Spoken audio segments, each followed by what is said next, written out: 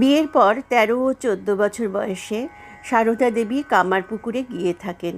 শ্রীরামকৃষ্ণ তখন দক্ষিণেশ্বরের সাধনায় মগ্ন। শ্বশুর বাড়ির সঙ্গে বিরাট হালদার পুকুর।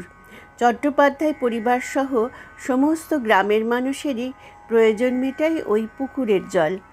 এদিকে ছোট্ট সারদা নববধূ মনে মনে ভাবতেন, কি করে একা একা নাইতে যাব। চিন্তা করতে করতেই দেখতে পেতেন ৮টি মেয়ে কোথা থেকে যেন উপস্থিত হলেন। শ্রীমাও তাদের সঙ্গে রাস্তায় নেমে পড়তেন। মেয়েগুলির মধ্যে ৪ জন তার আগে, ৪ জন তার পিছনে পিছনে চলতেন।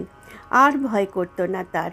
শ্রীমা হালদার পুকুরে স্নান করতেন, তাঁরাও করতেন, আবার বাড়ি ফিরে আসতেন একইভাবে। শ্রীমা যতদিন কামারপুকুরে ছিলেন ততদিনই ওই রকম হতো। তিনি ভাবতেন, মেয়েগুলি কারা, স্নানের সময় রোজই আসে। তিনি কিন্তু কিছু বুঝতে পারেননি, তাদের জিজ্ঞাসাও করেননি কোনো দিন। কামারপুকুরে একাকী থাকাকালীন পড়াশোনা করার চেষ্টা করতেন মা। তিনি নিজে বলেছিলেন, কামারপুকুরে লক্ষ্মী আর আমি বর্ণপরিচয় একটু একটু পড়তুম। ভাগ্নের হৃদয় বই কেড়ে নিলে, বললে, মেয়ে মানুষের লেখাপড়া শিখতে নেই, শেষে কি নাটক নভেল পড়বে? লক্ষ্মী তার বই ছাড়লে না, ঝিয়ারি মানুষকে না জোর করে রাখলে। আমি আবার গোপনে আর একখানি ১ আনা দিয়ে কিনে আনালুম। লক্ষ্মী গিয়ে পাঠশালায় পড়ে আসতো, সে এসে আবার আমায় পড়াতো। ভালো করে শেখা হয় দক্ষিণেশ্বরে।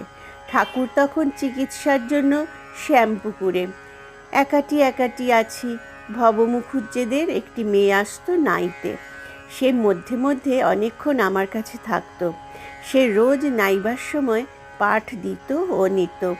আমি তাকে শাক পাতা বাগান হতে যা আমার এখানে দিত তাই খুব করে দিতুম। পরবর্তীকালে মা রামায়ণ ইত্যাদি গ্রন্থ বেশ পড়তে পারতেন, কিন্তু লিখতে বেশি পারতেন না।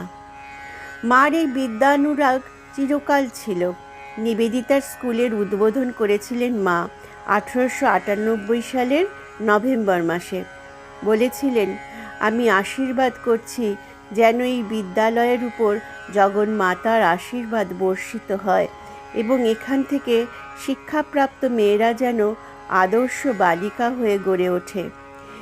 এই স্কুলের ছাত্রীদের প্রতি মার বিশেষ স্নেহদৃষ্টি ছিল। যারা পড়াশোনা করতেন সেই সব মেয়েদের মা বিশেষ প্রশংসা করতেন, এমনকি তাদের ইংরেজি শিখতে উৎসাহ দিতেন। ১৯ শতাব্দীর শেষে একজন অশিক্ষিতা গ্রাম্য মহিলার এমন দূরদৃষ্টি ও উদার মনোভাব সত্যিই বিস্ময়কর।